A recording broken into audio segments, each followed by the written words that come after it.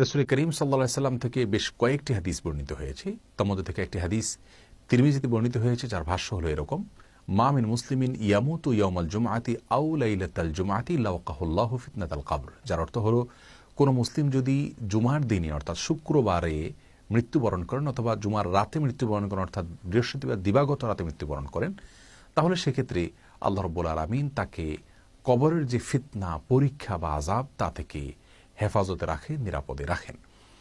এই হাদিস থেকে আমরা স্পষ্টতই জানতে পারলাম যে শুক্রবার দিনে অথবা বৃহস্পতিবার দিবাগত রাতে, তার মানে বৃহস্পতিবার সন্ধ্যা হলে, সূর্য ডুবে গেলে তখন থেকে নিয়ে শুক্রবার সন্ধ্যার আগ পর্যন্ত এই সময়ের মধ্যে কোনো মুসলিম ব্যক্তির মৃত্যু হলে সেক্ষেত্রে আল্লাহ রাব্বুল আলামিন তাকে বিশেষ মর্যাদা দিয়ে থাকেন, তিনি কবরের আযাব থেকে, ফিতনা থেকে মুক্তি লাভ করে থাকে, এ আশা করা যায়। কারণ এ বিষয়ে তিরমিজি এবং ইবনে মাজাহ বর্ণিত হাদিসে ওসমান ইবনে আফফান রাদিয়াল্লাহু তাআলা বর্ণনা করেছেন যে কবর হলো আখিরাতের ঘাঁটিগুলোর ভেতরে প্রথম ঘাঁটি।